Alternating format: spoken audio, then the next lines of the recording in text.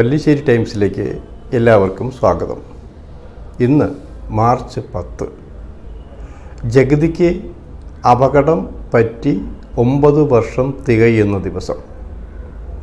2012 March 10 Lenin രാജേന്ദ്രൻ്റെ ഷൂട്ടിങ്ങുമായി ബന്ധപ്പെട്ട് ജഗതി യാത്ര ചെയ്തത്. യാത്രക്കിടയിൽ കോഴിക്കോട് യൂണിവേഴ്സിറ്റി കോളേജിനടുത്ത് വെച്ചാണ് അപകടം സംഭവിച്ചത്. 9 വർഷമായി. ഇതിൻ്റെ ഒരു ഫ്ലാഷ് ബാക്കിലേക്കാണ് ഞാൻ ആദ്യം പോകുന്നത്. ജഗതി അവസാനമായി അഭിനയിച്ചത് പറുദീസ എന്ന സിനിമയിലാണ്.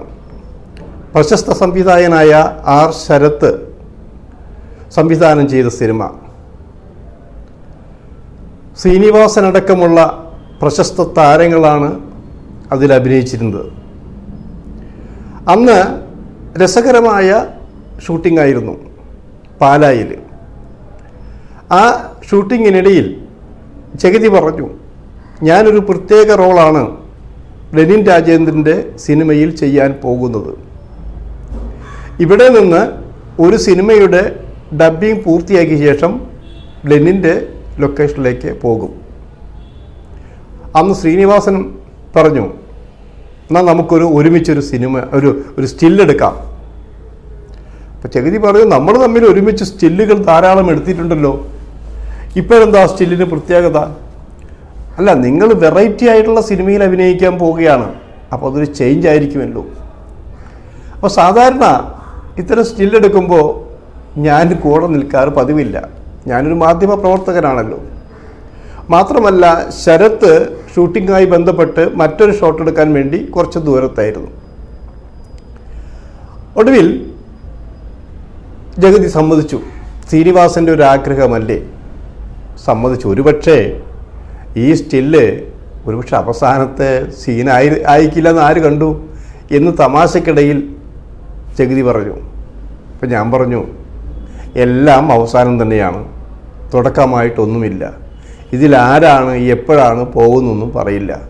പക്ഷേ ജഗതിയെപ്പോലൊരാളിൽ നിന്നും ഇങ്ങനെ ഒരു മറുപടിയല്ല പ്രതീക്ഷിച്ചത്. അതിനെന്താ, നിങ്ങൾക്ക് എഴുതാൻ പറ്റിയില്ല, നിങ്ങൾക്ക് എഴുതാലോ. നിങ്ങൾക്ക് എഴുതാൻ ഓരോരോ കാരണങ്ങൾ ഞാനായിട്ട് പലപ്പോഴും തന്നിട്ടുമുണ്ട്. ഇപ്പോഴും അത് വെച്ച് നിങ്ങൾക്ക് എപ്പോഴെങ്കിലും എഴുതാൻ പറ്റുമല്ലോ. അങ്ങനെ സ്റ്റില്ലെടുക്കാൻ തീരുമാനിച്ചു. അപ്പോൾ ഇതിൻ്റെ പ്രൊഡ്യൂസർ തമ്പി ആന്റണി ഉണ്ട് അവിടെ. ബാബു ആന്റണിയുടെ സഹോദരൻ തമ്പി ആന്റണി, അദ്ദേഹം പ്രശസ്തനായ എഴുത്തുകാരൻ കൂടിയാണ്. ശ്രീനിവാസൻ, ജഗതി, പിന്നെ അതിൽ അഭിനയിക്കുന്ന ഇപ്പോഴത്തെ ഒരു സീരിയൽ രംഗത്തെ പ്രശസ്ത നടിയായ അംബിക മോഹൻ. അങ്ങനെ അവർ എഴുന്നേറ്റ് സ്റ്റില്ലെടുക്കാൻ തീരുമാനമായി. അപ്പം ജഗതി പറഞ്ഞു, താൻ കൂടി വന്ന് നിൽക്കടോ, ഇത് പ്രസിദ്ധീകരിക്കാനുള്ളതല്ല അല്ലല്ലോ എന്ന് പറഞ്ഞു. അങ്ങനെ ഞാനും കൂടി നിന്നുകൊണ്ട് ഒരു സ്റ്റില്ല് അന്ന് എടുത്തു. മാത്രമല്ല, അന്ന് വിശദമായി ഒരു പ്രത്യേക ഇൻ്റർവ്യൂ തന്നെ ജഗതിയുടെ എടുത്തു. അന്ന് ജഗതി ഷൂട്ടിങ്ങിനിടയിൽ തൻ്റെ മകളുടെ ഭർത്താവായ ഷോണിനെ കൊണ്ടുവന്നു. ഷോൺ ജോർജിനെയും കൂടി കൊണ്ടുവന്നിരുന്നു. എവിടെയും ആരോടും സൗഹാർദ്ദപരമായിട്ടാണ് ജഗതി പെരുമാറിയിരുന്നത്. ഞങ്ങൾ തമ്മിലുള്ള ബന്ധം 1980 തുടങ്ങിയതാണ്. ഇന്ന് വരെ ഞങ്ങൾ തമ്മിൽ എതിരായിട്ട് സംസാരിച്ചിട്ടില്ല. അഭിപ്രായ വ്യത്യാസങ്ങളുണ്ടായിട്ടുണ്ട്. ജഗതിയെക്കുറിച്ച് ഞാൻ കുറ്റം പറഞ്ഞ് എഴുതിയിട്ടുണ്ട്. അതൊക്കെ ഒരു സ്പോർട്സ്മാൻ സ്പിരിറ്റോടെ മാത്രമേ ജഗതി എടുക്കാറുള്ളൂ. കാര്യങ്ങൾ തുറന്ന് പറയും, വ്യക്തിവൈരാഗ്യം മനസ്സിൽ വയ്ക്കാറില്ല. അത്തരമൊരു കഥാപാത്രമാണ്. മാത്രമല്ല, എത്ര വ്യത്യസ്തമായ റോളുകളിലാണ് ജഗതി അഭിനയിച്ചിട്ടുള്ളതെന്ന് ആലോചിക്കണം. ജഗതിയേക്കാൾ നന്നായിട്ട് അഭിനയിക്കുന്ന നടന്മാരുണ്ടായിരിക്കാം. എന്നാൽ വ്യത്യസ്ത സിനിമകളിൽ വ്യത്യസ്ത വേഷങ്ങളിൽ അഭിനയിക്കാവുന്നൊരു നടൻ അപൂർവമായിട്ടുണ്ടായിട്ടുള്ളൂ. 9 വർഷമായിട്ടും ജഗതിക്ക് പകരക്കാർ ആരും വന്നിട്ടില്ല. ഒരുപക്ഷെ ജഗതിയേക്കാൾ അവാർഡുകൾ നേടിയവരുണ്ടായിരിക്കാം. എന്നാലും ഇത് ജഗതിക്കുള്ള റോളാണ്, അത് ജഗതിയല്ലാതെ ഇന്നയാൾ ചെയ്യ് എന്ന് പറഞ്ഞ് കൊടുക്കാനും പറ്റിയിട്ടില്ല. ഇത് ആമുഖമായി പറയാൻ കാരണം 9 വർഷം മുമ്പ് നടന്നൊരു ആക്സിഡൻ്റാണ്. ആ ആക്സിഡൻറ്റ് ഞാനന്ന് ഈ ആക്സിഡൻറ്റിനെ കുറിച്ച് ഞാനന്ന് സിനിമാ മംഗളത്തിൻ്റെ എഡിറ്ററാണ്. അന്ന് വിശദമായി മറ്റു പ്രസിദ്ധീകരണങ്ങൾ എഴുതുന്നതിനേക്കാൾ മുൻപ് തന്നെ വളരെ വിശദമായി ഞാൻ എഴുതുകയുണ്ടായി എന്ന് പറയാൻ കാരണം, നമ്മൾ ഇന്നത്തെ മാധ്യമ പ്രവർത്തനം എന്ന് പറഞ്ഞാൽ അറ്റാക്ക് ചെയ്യുന്ന രീതിയില്ല, സത്യം തുറന്നു പറയുന്ന രീതിയിലുള്ളതല്ല പലതും. പല പ്രതിബന്ധങ്ങളുമുണ്ട്. കാരണം മാധ്യമങ്ങൾ നടത്തുന്നത് പരസ്യം കൊണ്ടാണ്, മറ്റു പലരുടെയും സംരക്ഷണയിലാണ്. അപ്പം ആ രീതിയിലാകുമ്പോൾ വേണ്ടപ്പെട്ട ചിലരാണ് ഇതിൻ്റെ പുറകിലെങ്കിൽ അവരെക്കുറിച്ച് മോശമായി എഴുതാനും സാധിക്കുകയില്ല. പക്ഷെ എനിക്ക് അങ്ങനത്തെ ഒരു പ്രശ്നമുണ്ടായില്ല. ഞാൻ അപ്പോൾ തന്നെ അതിൻ്റെ നിജസ്ഥിതി അറിഞ്ഞു. അപ്പം ഇങ്ങനെ അന്വേഷിച്ചപ്പോൾ ആദ്യം ഞാൻ അന്വേഷിച്ചത് ജഗതി സീറ്റ് ബെൽറ്റ് ഇട്ടിട്ടുണ്ടായിരുന്നോ എന്നുള്ളതാണ്. കാരണം ഡ്രൈവർക്ക് വലിയ പരിക്കേറ്റിട്ടുണ്ടായില്ല, ജഗതിക്കാണ് പരിക്കേറ്റത്. അപ്പം അന്വേഷണത്തിന് ആദ്യം അറിഞ്ഞത് ജഗതിക്ക് പരുക്ക് ഏറ്റെങ്കിലും ബോധമുണ്ടായിരുന്നു, സീറ്റ് ബെൽറ്റ് ഇട്ടിട്ടുണ്ടായിരുന്നു.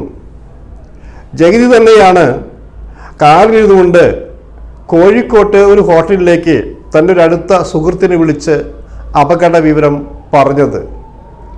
അപ്പോൾ ചോര വന്നുകൊണ്ടിരുന്നു എന്നാലോചിക്കണം, ചോര വരുന്നുണ്ടായിരുന്നു, ബ്രെയിന് വല്ലാതെ ബാധിച്ചിരുന്നുമില്ല.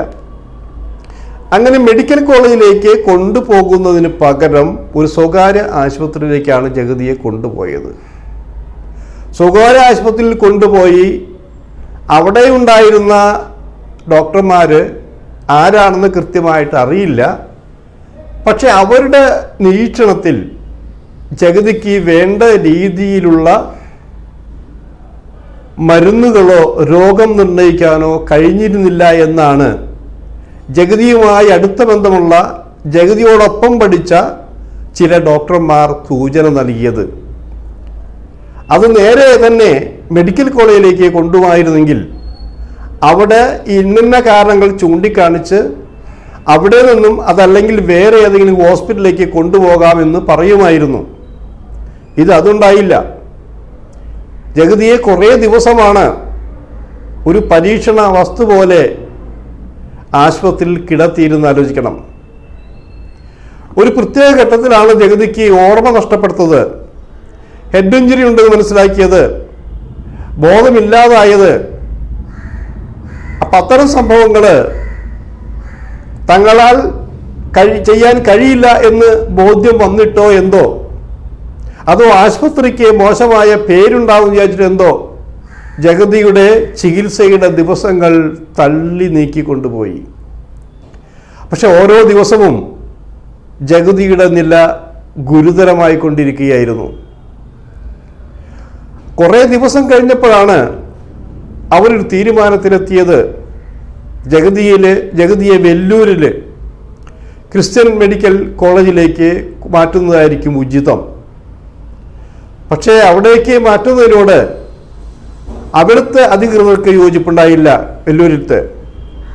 അപ്പം അതിന് ഇവർ പറഞ്ഞ മറുപടി, ഇവിടെ നഴ്സുമാർ സമരത്തിലാണ്, നഴ്സുമാർ സമരത്തിലായതുകൊണ്ട് വേണ്ട രീതിയിൽ രോഗം നിർണയിക്കാനോ പരിചരിക്കാനോ പറ്റുകയില്ല എന്നാണ് ഒരു മുൻകൂർ ജാമ്യം നിലയിലെത്തിയത്. മാത്രമല്ല ഈ അപകടത്തിൻ്റെ എല്ലാ ഉത്തരവാദിത്തങ്ങളും ജഗതിയിൽ കെട്ടിവയ്ക്കാനാണ് ശ്രമിച്ചത്. ആശുപത്രി അധികൃതർ എല്ലാ രീതിയിലും തങ്ങൾ പരിശുദ്ധരാണ് എന്ന് പറഞ്ഞ് കൈയൊഴിയുകയായിരുന്നു. ഇത് വളരെ വ്യക്തമായി ഞാൻ എഴുതിയപ്പോൾ വളരെ വലിയ രീതിയിലാണ് ഭീഷണി വന്നത്. ഞാൻ ആ ഹോസ്പിറ്റലിൻ്റെ പേര് പറഞ്ഞിട്ടുണ്ടായിരുന്നില്ല, ഡോക്ടർമാരുടെ പേര് പറഞ്ഞിട്ടുണ്ടായിരുന്നില്ല. ഭീഷണി എന്ന് പറഞ്ഞാൽ വലിയ രീതിയിലുള്ള ഭീഷണിയാണത്. എന്നെ വേറൊരു ഡോക്ടർ വിളിച്ചു, നിങ്ങൾ ഈ പറഞ്ഞ് ശരിയാണോ, മാനനഷ്ട കേസ് കൊടുക്കും, അകത്താവും എന്ന് പറഞ്ഞു. ഞാൻ പറഞ്ഞു, ഡോക്ടറെ എനിക്ക് നിങ്ങളെ അറിയില്ല, പക്ഷെ ഞാൻ ഈ നിമിഷം മുതൽ നിങ്ങൾ ആരാണെന്ന് ഞാൻ അന്വേഷിക്കും. എനിക്ക് നിങ്ങളോടോ ആശുപത്രിയോടോ ആരോടും ഒരു പരിഭവമോ വ്യക്തിവൈരാഗ്യമോ ഇല്ല. അത് കുറേ കൂടി ശ്രദ്ധിച്ചിരുന്നെങ്കിൽ ജഗതി ഇത്രയും വലിയ ഒരു അപകടത്തിൽ പെട്ടിട്ട് അതിനേക്കാൾ വലിയ ഗുരുതരമായ അവസ്ഥയിലേക്ക് പോകുമായിരുന്നില്ല എന്നേ പറഞ്ഞിട്ടുള്ളൂ. അത് അവർ തന്നെ ഞങ്ങളുടെ മാനേജ്മെൻറ്റിനെയും വിളിച്ചു പിന്നെ, അതായത് എന്നെ എങ്ങനെയൊക്കെ കുറ്റപ്പെടുത്താമോ ആ രീതിയിലൊക്കെ നിർത്തി. ഞാൻ എന്നെ വിളിച്ച ഡോക്ടറെ കുറിച്ച് അന്വേഷിക്കുകയുണ്ടായി. അപ്പോൾ അദ്ദേഹം തിരുവനന്തപുരത്ത് ഒരു വലിയ ആശുപത്രിയിൽ ജോലി ചെയ്തിരുന്നു. അവിടെ ചില കള്ളത്തരങ്ങൾ കാണിച്ചത് കൊണ്ടാണ് അവിടെ നിന്ന് പുറത്താക്കിയിട്ടാണ് കോഴിക്കോട് ആശുപത്രിയിലേക്ക് പോയിരിക്കുന്നത്. ഞാൻ ആ ഡോക്ടറെ വിളിച്ചു. ഡോക്ടറെ നമസ്കാരം, ഞാൻ താങ്കളെ കുറിച്ച് കൂടുതൽ കാര്യങ്ങൾ അറിഞ്ഞു. അപ്പം ഇത്രയും വലിയൊരു പാരമ്പര്യം നിങ്ങൾക്കുണ്ട് അല്ലേ? തിരുവനന്തപുരം ആശുപത്രിയിൽ നിന്നാണ് നിങ്ങൾ കോഴിക്കോട് എത്തിയിരിക്കുന്നത്. അപ്പം അവിടെ അന്വേഷിച്ചപ്പോൾ ഡോക്ടർക്ക് ഈ വൈദ്യസേവനത്തിന് പത്മശ്രീ ലഭിച്ചു എന്നൊക്കെയാണ് ഞാൻ കേട്ടിരിക്കുന്നത്. ഇന്നതല്ലേ പത്മശ്രീ എന്ന് ചോദിച്ചു. കേസ് കൊടുക്കുമ്പോൾ ഇക്കാര്യവും ഞാൻ രേഖകളായി കൊണ്ടുവരാം. അതോടെ ഡോക്ടർ മിണ്ടാതെയായി. ഞാൻ ആ വിഷയം വിട്ടു. അവിടെ ജഗതിയെ കാണാൻ അധികം പേരെയും അനുവദിച്ചിരുന്നില്ല. 34 ദിവസമാണ് അവിടെ കിടത്തിയത്. ആ 34 ദിവസവും ജീവൻ കൊണ്ടുള്ള കളിയായിരുന്നു എന്നാണ് അതിനുള്ളിലുള്ള അതിൻ്റെ പ്രവർത്തകര് ചിലർ പറഞ്ഞത്. കാരണം ജഗതിയെപ്പോലെ ഒരു വലിയ നടനെ അവിടെ അങ്ങനെ കിടത്തി പരീക്ഷിക്കാൻ പാടില്ലായിരുന്നു. ഇന്ത്യയിലെ മറ്റു പ്രശസ്ത ആശുപത്രിയിലേക്കോ അല്ലെങ്കിൽ വിദേശത്തേക്കോ കൊണ്ടുപോയിരുന്നെങ്കിൽ ഇപ്പോഴത്തെ ഈ അവസ്ഥ ഉണ്ടാകുമായിരുന്നില്ല എന്ന് വിശ്വസിക്കാനാണ് വൈദ്യശാസ്ത്ര രംഗത്തുള്ളവർക്ക് പോലും പറയാൻ കഴിയുന്നത്. ഈ അവസ്ഥയിൽ ബ്രെയിൻ ഡെത്താണ് സംഭവിച്ചിരിക്കുന്നതെന്ന്, കിഡ്നിക്കും തകരാർ. ഇത് രണ്ടും സംഭവിച്ചത് ഈ ആക്സിഡന്റിന് ശേഷമാണ്. ആക്സിഡന്റ് കഴിഞ്ഞപ്പോൾ ജഗതിക്ക് ഓർമ്മയുണ്ടായി എന്ന് സൂചിപ്പിച്ചിരുന്നല്ലോ. പിന്നീടാണ് ഇത്തരം സംഭവം ഉണ്ടായിരിക്കുന്നത്. രക്തസ്രാവം അമിതമായി ഉണ്ടായി. അപ്പോഴും ജഗതിക്ക് എന്താണ് യഥാർത്ഥത്തിൽ സംഭവിച്ചത് എന്ന് പറയാൻ ആർക്കും കഴിഞ്ഞിരുന്നില്ല. കാര്യങ്ങളെല്ലാം കൈവിട്ടു പോകുന്നു എന്ന് മനസ്സിലാക്കിയപ്പോഴാണ് വെല്ലൂരിലെ ആശുപത്രിയുമായി ബന്ധപ്പെട്ടതും അവിടെ കൊണ്ടുപോകാൻ തീരുമാനിച്ചതും. അങ്ങനെ കൊണ്ടുപോകുമ്പോൾ ഇതിൻ്റെ ചികിത്സാ ചെലവുകൾ വഹിക്കേണ്ടതാരാണ്? സംസ്ഥാന ഗവൺമെന്റ് ആണോ? അല്ല, ആ ആശുപത്രിക്കാരാണെന്നാണ് പലരും പറഞ്ഞത്. ഔദ്യോഗികമായി പല ആശുപത്രിയുമായും നിയമജ്ഞന്മാരും പറഞ്ഞത് അങ്ങനെയാണ്. പക്ഷെ അന്ന് ഉമ്മൻചാണ്ടിയും KB ഗണേഷ് കുമാറും മുഖ്യമന്ത്രിയും മന്ത്രിയുമായിരുന്നു 2 പേര്. ജഗതിയുടെ കാര്യത്തിൽ പ്രത്യേകിച്ച് താല്പര്യമെടുത്തുകൊണ്ട് എല്ലാ ചെലവുകളും സംസ്ഥാന ഗവൺമെന്റ് വഹിക്കാൻ തന്നെ തീരുമാനിച്ചു. എത്രയും പെട്ടെന്ന് ഈ വലിയ കലാകാരനെ ജീവിതത്തിലേക്ക് തിരിച്ചു കൊണ്ടുവരണമെന്ന് മാത്രമായിരുന്നു അന്ന് എല്ലാവരുടെയും ആഗ്രഹം. പക്ഷേ കോഴിക്കോട് നിന്ന് വെല്ലൂരിലേക്ക് ജഗതിയെ കൊണ്ടുപോകണമെങ്കിൽ അത് ഭയങ്കര റിസ്ക് ആയിരുന്നു. അനങ്ങാൻ പോലും പാടില്ല. ഒരു സംഘം ഡോക്ടർമാര് ജഗതിയോടൊപ്പം അനുഗമിക്കണം, നഴ്സുമാരുണ്ടായിരിക്കണം, മരുന്ന് അങ്ങനെ വെച്ച് മരുന്ന് ചികിത്സ ചെയ്താണ് കൊണ്ടുപോകുന്നത്, അനങ്ങാനും കൂടി പാടില്ല. അപ്പോൾ പിന്നെ എങ്ങനെ കൊണ്ടുപോകും? അങ്ങനെയാണ് ഒരു എയർ ബസ് എന്ന് വെച്ചാൽ എയർപ്ലെയിനിൽ തനിച്ച് കൊണ്ടുപോകാൻ തീരുമാനിച്ചത്. അതിന് ഒരു പ്രാവശ്യത്തെ വാടക തന്നെ 34 ലക്ഷമാണെന്ന് ആലോചിക്കണം. അങ്ങനെ 34 ലക്ഷം രൂപ ഇതിനു വേണ്ടി മാത്രം ചെലവിട്ടിട്ടാണ് സംസ്ഥാന ഗവൺമെന്റ് ജഗതിയെ വെല്ലൂരിലെ ആശുപത്രിയിലെത്തിയത്. മറ്റു ചിലവുകൾ വേറെ. പക്ഷെ പ്രചരണം എന്തായിരുന്നു? ജഗതി തിരിച്ചു വരുന്നു, ജഗതി രക്ഷപ്പെട്ടിരിക്കുന്നു എന്നുള്ള പ്രചരണമായിരുന്നു കൊടുത്തിരുന്നത്. ഇതിൻ്റെ സത്യാവസ്ഥ വെല്ലൂരിലെ ചില ഡോക്ടർമാരുമായി ഞങ്ങൾ ബന്ധപ്പെട്ടു. കാരണം അവിടുത്തെ ഡോക്ടറുമായി അടുത്ത ബന്ധം പുലർത്തുന്ന 1-2 ഡോക്ടർമാർ എൻ്റെ സുഹൃത്തുക്കളായി ഉണ്ടായിരുന്നു. അപ്പം അവരിൽ നിന്ന് ലഭിക്കാൻ കഴിഞ്ഞത് ഇപ്പോഴത്തെ അവസ്ഥയിൽ ജഗതിക്ക് ബ്രെയിൻ ഡെത്ത് സംഭവിച്ചിരിക്കുകയാണ്. ജഗതി ഇനി സജീവമായി ജീവിതത്തിലേക്ക് തിരിച്ചു വരാൻ ബുദ്ധിമുട്ടാണ്. എന്നാൽ 2-3 വർഷത്തെ ചികിത്സ കൊണ്ട് ചില മിറാക്കിൾസ് സംഭവിച്ചിട്ടുണ്ട്. അങ്ങനെ മിറാക്കിൾസ് സംഭവിച്ചാലും ജഗതിക്ക് പഴയതുപോലെ നടക്കാനോ അഭിനയിക്കാനോ സംസാരിക്കാനോ കഴിയില്ല എന്ന് ആധികാരികമായി തന്നെ അവിടെ നിന്ന് കിട്ടി. ഞാൻ അതും വളരെ വ്യക്തമായി എഴുതി. അതിൻ്റെ പേരിൽ ഞാൻ വീണ്ടും ക്രൂശിക്കപ്പെട്ടു. കാരണം ജഗതിയെക്കുറിച്ച് അങ്ങനെ എഴുതാൻ പാടില്ലായിരുന്നു. ജഗതി തിരിച്ചു വരില്ല എന്ന് പറയാൻ തനിക്കെങ്ങനെ കഴിയും? പലരും എനിക്കെതിരായി. ഞാൻ ഈ ഡോക്ടർമാരുടെ എല്ലാ തെളിവുകളും വെച്ചുകൊണ്ട് മാത്രമാണ് എഴുതിയിരുന്നത്. ഇതൊക്കെ ചരിത്രം തെളിയട്ടെ, ജഗതി എളുപ്പം തിരിച്ചു വരട്ടെ എന്നാണ് ഞാൻ പറഞ്ഞത്. പക്ഷെ വെല്ലൂരിലും ജഗതിയെ കാണാൻ അപൂർവമായി നമ്മുടെ സിനിമാക്കാർ ചെന്നു. അക്കൂട്ടത്തിൽ ലളിതയുണ്ടായിരുന്നു, ദേവനുണ്ടായിരുന്നു, അങ്ങനെ കുറച്ച് പേരുണ്ടായിരുന്നു. അപ്പോഴും പുറത്തു വന്ന് ജഗതി സംസാരിച്ചു എന്നുള്ളതാണ്. ജഗതിക്കൊരു കുഴപ്പമില്ല, ജഗതി പതുക്കെ നടക്കുന്നു എന്നുള്ളതാണ്. അങ്ങനെ ഒന്നും സംഭവിച്ചിട്ടുണ്ടായിരുന്നില്ല. ഇപ്പോൾ 9 വർഷമായി. ഈ 9 വർഷമായിട്ടും ജഗതിയെ ചികിത്സിക്കുന്നുണ്ട്. ജഗതിക്ക് എന്ത് സംഭവിച്ചു? സാധാരണ ജീവിതത്തിലേക്ക് സ്വതന്ത്രമായി ഇപ്പോഴും തിരിച്ചു വരാൻ കഴിഞ്ഞിട്ടില്ല എന്ന് ആലോചിക്കണം. എന്തായാലും എത്രയും പെട്ടെന്ന് ജഗതി തിരിച്ചു വരണമെന്നാണ് ജഗതിയെ സ്നേഹിക്കുന്ന, കലയെ സ്നേഹിക്കുന്ന എല്ലാവരും ആഗ്രഹിക്കുന്നത്. ആ ആഗ്രഹം സഫലമാകട്ടെ. അടുത്ത മാർച്ച് 10 ആവുമ്പോഴേക്കും ജഗതി നമ്മളിലേക്ക് സജീവമായി തിരിച്ചു വരുമെന്ന് നമുക്ക് ആഗ്രഹിക്കാം.